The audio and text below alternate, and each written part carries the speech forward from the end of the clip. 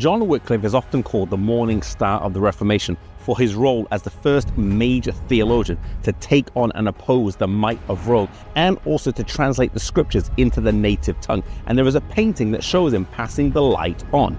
First, it shows John Wycliffe passing the torch on to John Huss, who then passes it on to Martin Luther, showing that each man built on the success and foundations of the previous man. However, what the painting misses is that there is a woman missing in this succession who played a key role between John Wycliffe and John Huss.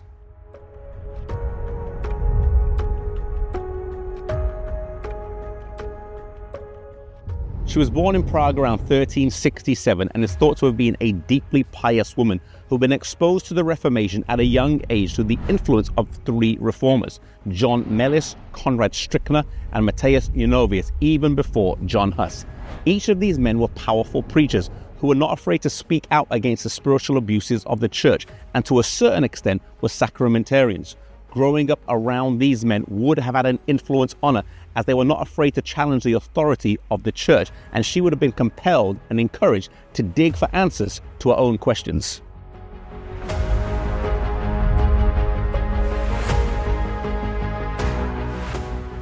Anne married Richard II, one of the most controversial monarchs in English history, who was also the son of Joan of Kent. When he was 13, the Council of Regency sought a marriage for him, and they had heard of Anne, and her connections to the various powerful houses in Europe made her a good match.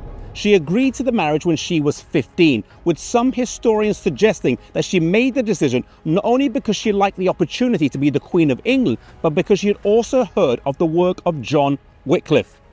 She travelled overland from Boemia to Calais before coming across the channel by boat, and she arrived here in Dover, where she was greeted with excitement.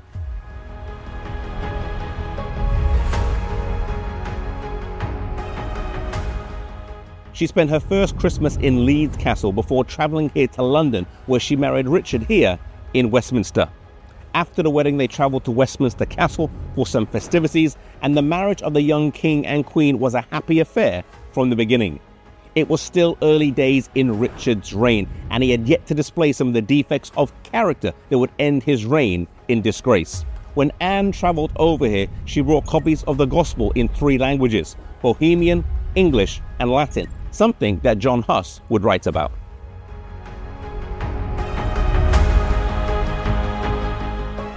A deeply committed woman who devoted a portion of each day to reading her Bible and also studying commentaries by leading scholars on the Bible.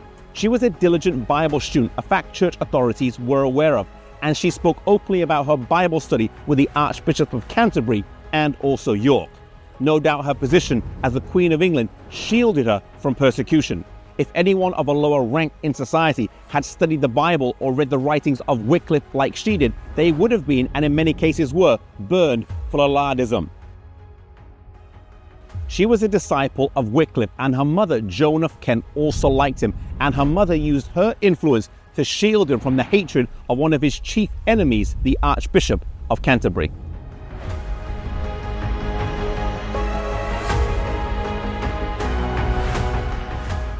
Anne sadly died in June of 1394, just 27 years old, presumably of the plague. The king was so devastated that he ordered that Sheen Palace, that they had shared for much of their marriage, be torn down and destroyed.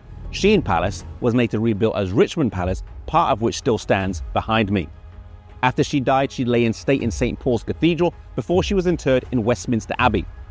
Following her death, members of the royal household returned back to Bohemia, many of them carrying John Wycliffe's writings with them, and by this means the Reformation spread into Bohemia. Anne didn't have all the light, but she embraced what she had and faithfully shared it with other people. May we live up to the light we have and share it with others.